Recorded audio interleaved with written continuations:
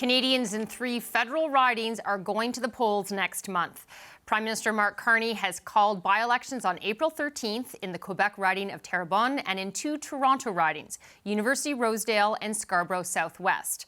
If the Liberals win all 3 by-elections, the Carney government will secure a thin majority. Here's what Conservative leader Pierre Poilievre had to say about it earlier. In the by-elections, we will be running candidates on the platform of making Canada affordable at home and stronger at home. We think that the #1 issue in all 3 of these communities is that people can't afford to eat after the Prime Minister doubled food inflation. He gave us the worst food inflation in the G7 and the only shrinking economy in that group. Those will be the issues that we will be passing on the doorstep. The Power Panel is here to dig into these important elections, but first, we'll turn to Éric Grenier, the author of the Writ.ca. Hello, Éric. What do you make of the stakes of each of these races? Well, obviously, these are important by-elections. 2 of them are in ridings that are pretty safe for the Liberals, and there's not much expectation that there'll be much of a competition for them. But in the riding of Terrebonne, this is really where the majority could come into play. There's 169 Liberals right now. You add 3 seats to that, they're at 172. The opposition would be at 171. So they would have that majority government. The Speaker would have to break some ties, but it would be the 172 that they failed to get on election night in 2025.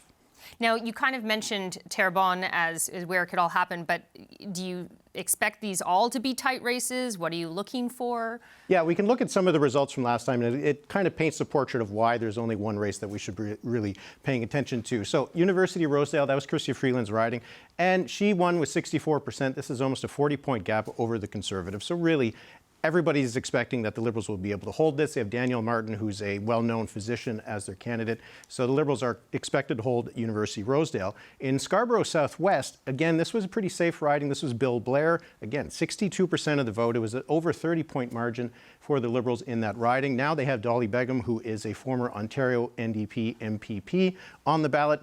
Again, it's not much at stake in these 2. It's expected that the Liberals will hold it. But it really comes down to Terrebonne. This is going to be the race to watch. And because it was so close last time, it was literally a tie except for 1 vote. And this is why Elections Canada overturned the result. It was 38.7% for the Liberals, 38.7% for the Bloc Québécois. 1 vote decided the election last year. It was overturned. If it's a swing of 2 votes, the riding would change hands. So this is why this will be the place to watch, especially since we've seen the polls in Quebec have not moved as dramatically as they have in Ontario, in BC, and Western Canada. So it could end up being just as close on April 13th.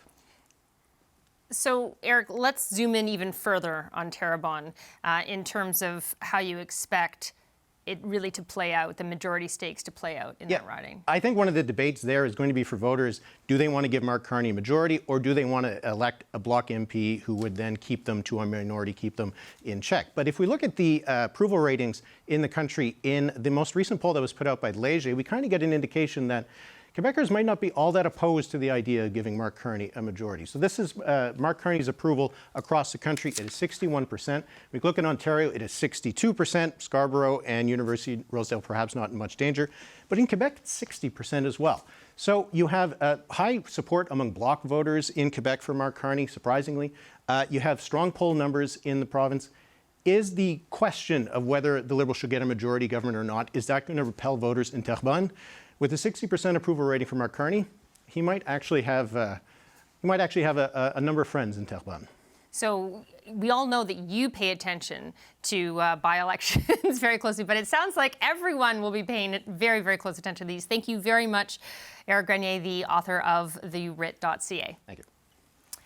Time now for the Power Panel. Vandana Cotter was an advisor to former Prime Minister Justin Trudeau. Brad Levine is a former national campaign director for the NDP. Rob Rousseau is Canada correspondent for The Economist. And here with me is Kate Harrison, who is a conservative political analyst. Welcome all. Rob, we'll start with you on these by-elections. 3 by-elections and 3 seats short of a majority. How high are the stakes of these by-elections? Well, they're high enough. if you look at what would happen if Mr. Carney were to get a majority, the Prime Minister, it would mean that he would have more control over committees. What does that mean? Probably a lot of his legislation gets through in a more timely and a smoother way. It doesn't mean that he's going to be comfortable. No one can get sick. No one can get a cough even. Otherwise, they're in a minority situation. And the Speaker is going to be called upon whenever there's a tight vote, often, to keep the Liberals in power. The Speaker never votes to change the status quo, so we might see that. So it's not exactly a comfortable majority. I do want to go in a little bit further on Terrebonne, because it really is an interesting case study. Except for the last election, it's been a bloc fiefdom, but for a brief interregnum in 2011 when the Orange Wave had the NDP take it. The bloc, the provincial Liberal Party in Quebec has done very well lately. A lot of people believe that's because there is unease about the drive for independence by the Parti Québécois, which is favored to win that election. But they also believe, according to Léger and other polls, that there's some sort of halo effect for Mark Carney. People voted Liberal, I believe, in that riding of Terrebonne the last time because they were afraid of Donald Trump and they wanted Mark Carney there to confront Trump. If Carney is there to confront Trump already, will they turn out to vote for Mark Carney? That's another question that will be answered by this by-election. So there are all kinds of interesting, fascinating questions that'll be settled, I think, on election night in Terrebonne. Well, you've presented me with a perfect segue to my question for Brad, which is, have you ever seen a by-election that could decide a majority government? Nothing. Didn't know there was going to be a quiz, Grenier. Nothing that pops into my mind. I'd have to go back to maybe the mid-2000s and the budget fight, but can't remember any by-elections. But Rob is right. I mean, the two Ontario seats are, I think, and to Eric's point too, the real thing to watch is Terrebonne. The referendum or the ballot question in Terrebonne on by-election night is going to be: do you want to give Mark Carney a majority, or do you want to send the bloc to have the opposition keep him honest? What will be interesting to see, and Eric's point about his Carney's approval ratings and the placement of the Liberal Party of Canada in Quebec right now, suggests that those are not bad conditions to go into this by-election where they only won by one vote. The real question I'll be looking at is the third-place party in the last general election in this riding, which were the Conservatives. About 18% of the electorate voted for the Conservatives. What will they be doing to? Now, the Conservatives don't have much of a chance historically in this riding. Will they want to stop Carney by voting for the bloc? Or will they want to give Carney the majority to stop the bloc and maybe signal something coming up in the upcoming Quebec provincial election? That'll be very interesting. What is the motivation of the bloc voters? Will they be motivated to come out? By-elections traditionally have a lower voter turnout than general elections. Will this be the case here? I think if they understand that they're deciding whether or not we have a majority Liberal government and we have 3 years of peace, relatively peace, on the political front, that'll be very interesting to see. But I think all the conditions point favorably for the Liberals. And to Rob's quick point, that 2011 election, 49.3% for the NDP in that riding. The NDP in that election took both Scarborough Southwest and Terrebonne. I'm not predicting the same thing this time out, but nonetheless, we'll be looking with great interest to see if Carney can pull off a majority on the 13th. Vandana, how do you think Canadians will react if this is how Mark Carney gets a majority?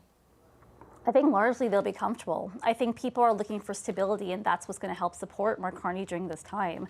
I think, usually campaigns also have mini campaigns within them. You have the broader message, and each riding is unique, and they'll have their own set of unique issues that the government will be asked to speak about, or whatever parties is available there. But I think in this case, we talked about Quebec and the unique things in Quebec, and while they will have their unique set of issues, I do think people are looking for a stable government. I think people are very unsure. They're worried about affordability. They're worried about Donald Trump. They're worried about their own cost of living. And they want a leader that's mature, that seems to have control of government. So I think they'll be motivated by stability, but I think largely Canadians will be okay with this. I think if it means that they know or have an idea of where they're heading for the next 4 years, they'll be quite comfortable. And Kate, Pierre Poilievre, we've already now heard a bit today of his thinking heading into these by-elections. How do you think he's going to approach these in the weeks ahead? Well, I think any opposition party is going to point to the cost of living crisis that many Canadians face. By-elections tend to be flashpoints in time, and we've seen surprising results happen. I think back to last year when the Conservatives unexpectedly took the riding of Toronto-St. Paul's from the Liberals, and that was a flashpoint in time, partially driven by Conservative popularity at that moment, but also more immediately the conflict between Israel and Palestine that played a role in that riding in particular in terms of motivating voters. So what will voters be dealing with in 3 weeks' time? I think, we'll see where we are in terms of trade and Trump. It's possible that Quebec voters might say Mark Carney's had, a year to try and land an agreement with President Trump. We may not be further ahead, so I'm going to choose to vote for a candidate that's going to put Quebec interests and Canada's interests more prominently at the fore. I think the Liberals are more worried than they may let on. They have made this a very short by-election, the shortest it could possibly be. And it is also notable that it happens the day after their major convention in Montreal. That means every cabinet minister, volunteer, grassroots organizer from the Liberal Party bench is going to be in the province of Quebec, and you can bet your bottom dollar that they're going to be asked to go to Terrebonne. If they thought it was a lock, I think that they've set the conditions such that they're a little more worried than they may let on. And if the issue so much is like this is a majority or it's not, does it benefit Pierre Poilievre at all to bring up the legitimacy of such a gain? I think one of the reasons the Prime Minister may not have pulled the plug and just foregone the by-elections and had a general, because I think it's unlikely that he would do that in the spring time frame, given what we've seen with the by-elections. One of the reasons he may have chosen to do that is because he felt he could be punished by voters for trying to seize a majority, kind of through back channels. And I think that Canadians have, at least from a public opinion perspective, said that they have some discomfort. They'd like to see floor crossers run in by-elections themselves. So I think that there's a lot of factors that go into that, but really by-elections themselves tend to be what is most immediately in front of me. I think there's a lot of Quebec voters that were Bloc supporters that feel too much time lapsed between a decision on Terrebonne and the result that was delivered last spring. And so maybe they are more motivated to come out, those Bloc supporters, if they feel that they've been not heard because of the result. Okay. Rob, Léger's poll had the Liberals up to their highest lead in 10 years.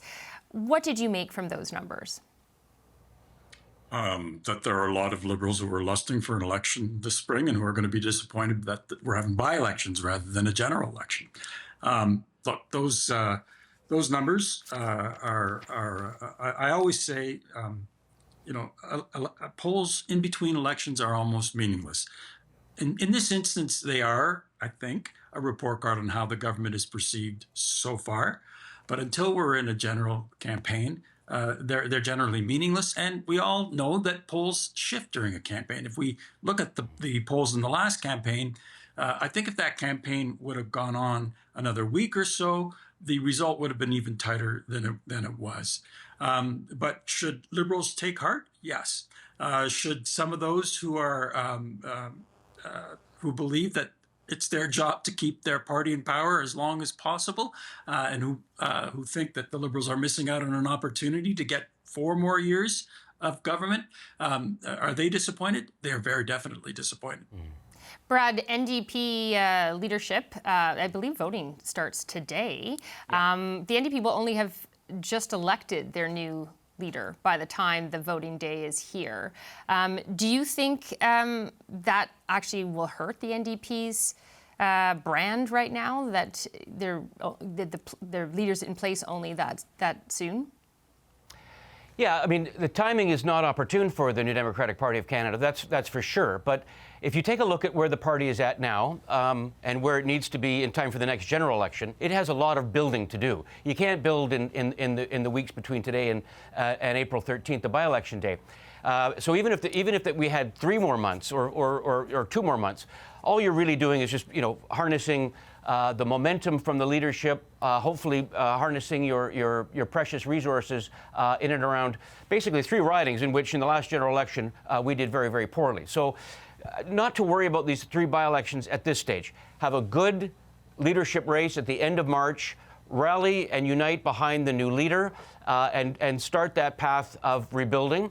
And if there is a majority government, it does provide, and I'm not advocating that the Liberals get a majority, so I don't want anybody to send me their smart notes about that. But it does, you know, a 3-year window does provide enough time to focus on the rebuild. The party has a lot of rebuilding to do. Fundraising, membership, riding association strengths right across this country. If we're going to be competitive in the next general election, and assuming that these 3 by-elections do go Liberal, that provides 3 years. That's a good runway to build, to be competitive for a general election in which you know, you really could make a sizable difference. If these were NDP seats in which we had a tremendous amount of momentum coming in from the 2025 election campaign, that would be a different story. But 3 elections in which or 3 ridings in which we came in, you know, 4th or worse, do not provide a lot of opportunity.